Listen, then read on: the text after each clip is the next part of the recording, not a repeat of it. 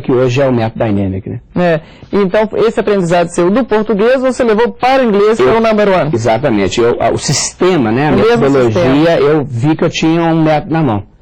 E quando eu estava lá em Recife, que foi o segundo treinamento, o number one em Belo Horizonte já estava praticamente fechado, vamos dizer assim, porque nós tínhamos poucos alunos. Quem tinha ficado no seu lugar quando você saiu? Eu tinha mais 3 sócios. 3 sócios lá. 2 eram maridos, eram namorados, acabaram casando, e uma pessoa que era uma professora junto comigo nesse Centro Binacional de Aprendizado, de ensino de inglês, e ela convidou essas outras 2 pessoas. Então nós éramos 4, né? Mas na realidade quem trabalhava era só eu, porque não tinha muita coisa para fazer, né? O curso era muito pequeno. Mas com esse sucesso todo que você teve no Corpo da Paz, eles devem ter te feito uma proposta para continuar. De repente, o presidente desceu para conversar comigo, veio para Recife.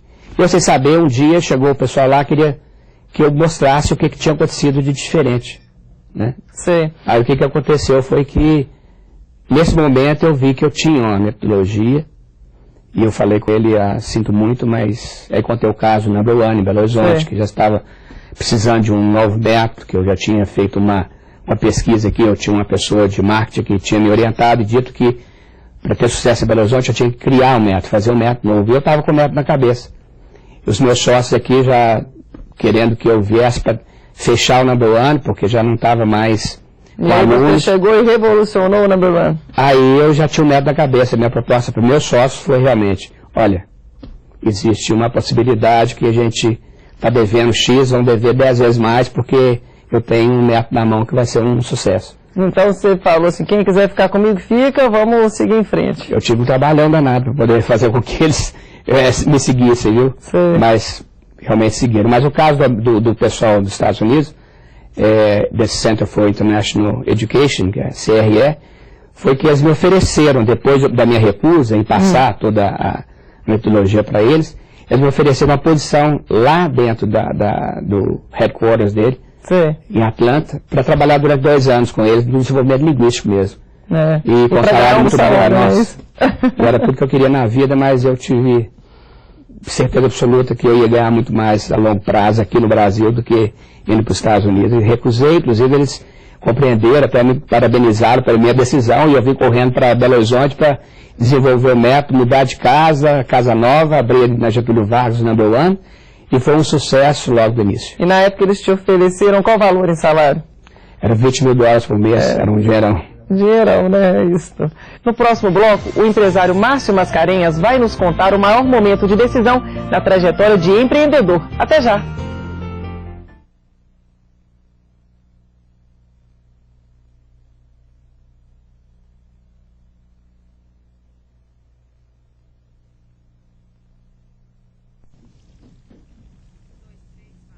No momento de decisão de hoje, estamos contando a história do empresário Márcio Mascarenhas, que desenvolveu um método original de ensinar inglês e criou a maior rede mineira de franquias de escola de idiomas. Márcio, qual que foi então o seu maior momento de decisão?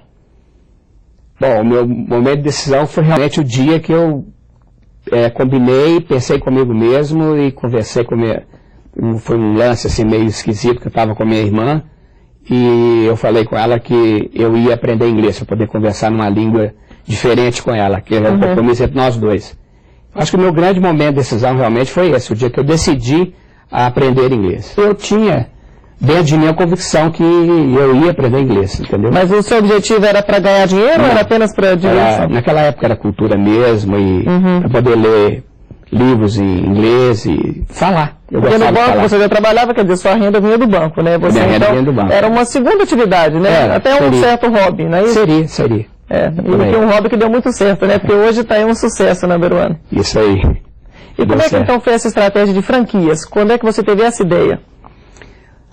Bom, nada existe, a gente não inventa a roda, né? Já está inventada. Então, o que aconteceu foi que, com o sucesso que aconteceu em Belo Horizonte no Number One, pra você ter uma ideia, no primeiro mês de funcionamento do Number One, com uma metodologia nova que a gente chama de Método Dynamic, em 1973, nós tivemos no início 127 alunos no primeiro mês, no primeiro semestre. No segundo semestre, nós tivemos uma enxurrada de alunos para nós na época, 360 e tantos alunos. No terceiro semestre de funcionamento, já em 74, né, no primeiro semestre de 74, nós matriculamos 700 e tantos alunos.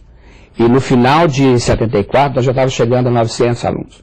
Sim. Então, o crescimento foi muito rápido. Muito rápido. E isso tem muito a ver com, basicamente, a inovação metodológica, o que estava acontecendo na sala de aula. Havia uma propaganda muito boa, boca a boca. Você acha que a propaganda principal foi boca a boca ou você usou a mídia? Não, houve realmente um apoio muito grande de mídia. Houve essa pessoa que trabalhou comigo durante muitos anos, que foi meu diretor de marketing.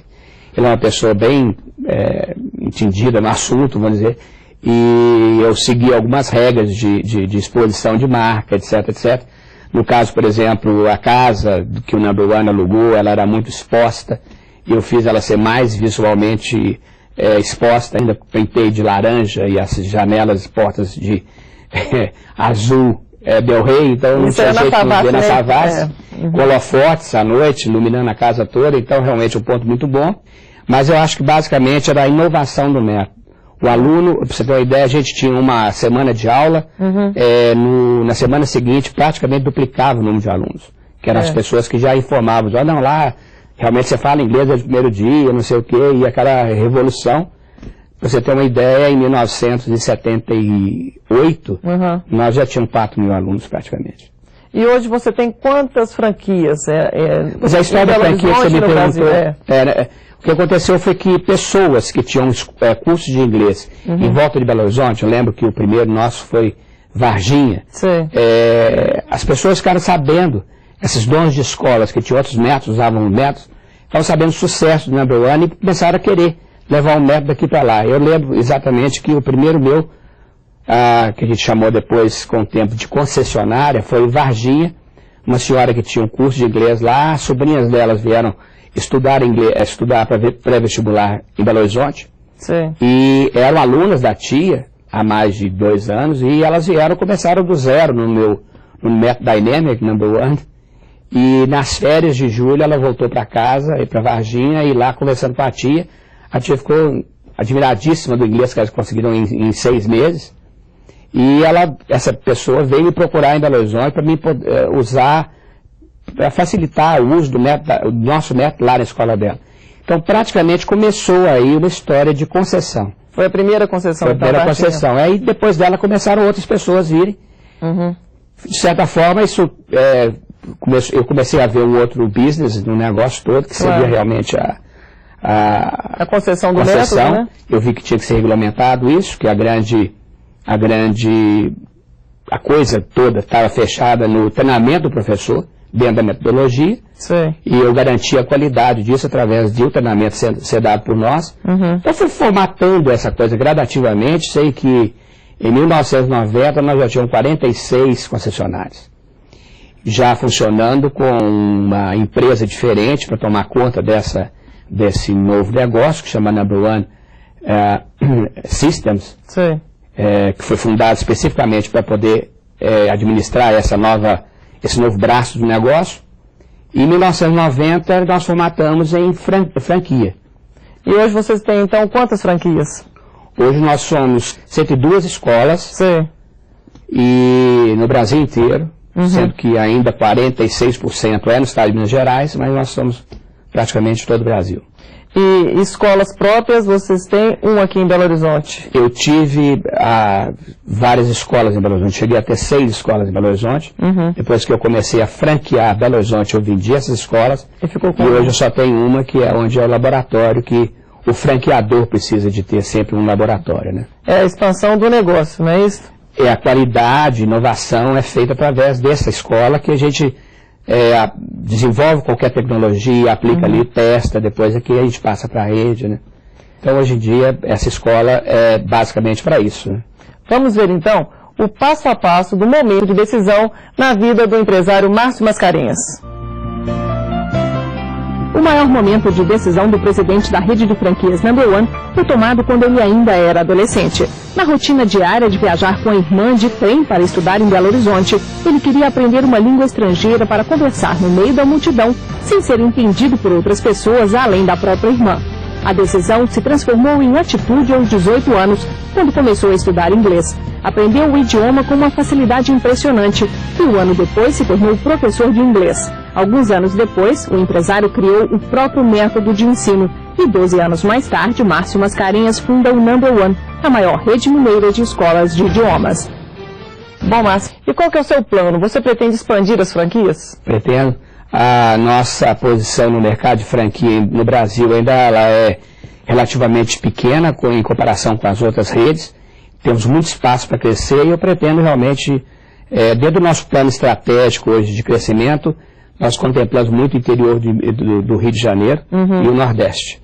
E nós pretendemos realmente estar expandindo a área territorial, vamos dizer assim. Né? E o que te leva para o Nordeste? Porque o Rio nós sabemos, né, que é uma grande capital. Você vê um crescimento grande no Nordeste hoje em dia? O Rio de Janeiro, falando especificamente sobre o Rio de Janeiro, eu acho que as cidades do interior do Rio de Janeiro são cidades linkadas por grandes sistemas de comunicação, muito próximos, e são cidades com bastante habitantes e com a facilidade muito grande de você difundir o nome rapidamente.